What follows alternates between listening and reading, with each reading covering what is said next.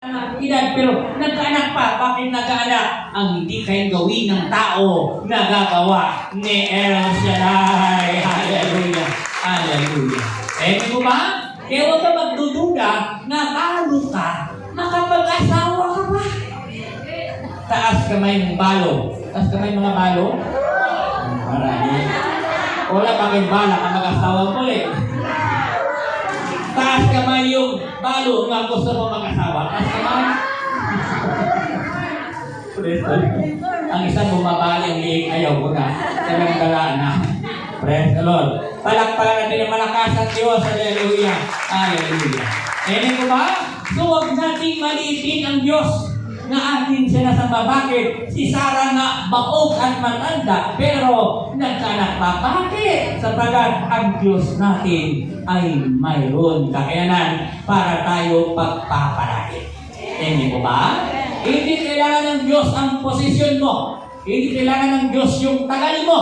Hindi kailangan ng Diyos yung kalyo mo sa tuhod, sa kaluluhod. Ang kailangan ng Diyos, huwag kang magdududa sa Kanyang magagawa sa buhay natin.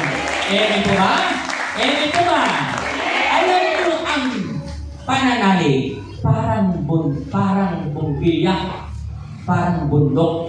Ang pananalig ng tao, parang bundok. Di ba bundok kita mo? Hindi pantay. May mababa, may mataas, may mababa, may mataas. So, ganun ang pananalig ng tao. Ang tao kapag may sakit, bumababa ang pananalig.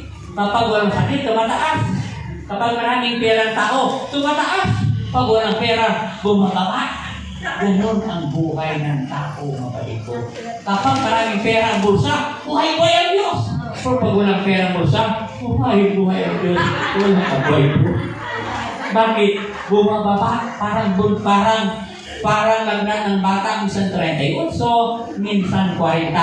So, ganun ang pananalig ng tao, bumababa, tumataas, tumataas. Pero, habang tumatagal, tumataas, sino mo kamay? So, dapat ganito, mababa, sa taas, mababa, sa taas. O mababa, pero habang tumatagal, tumataas.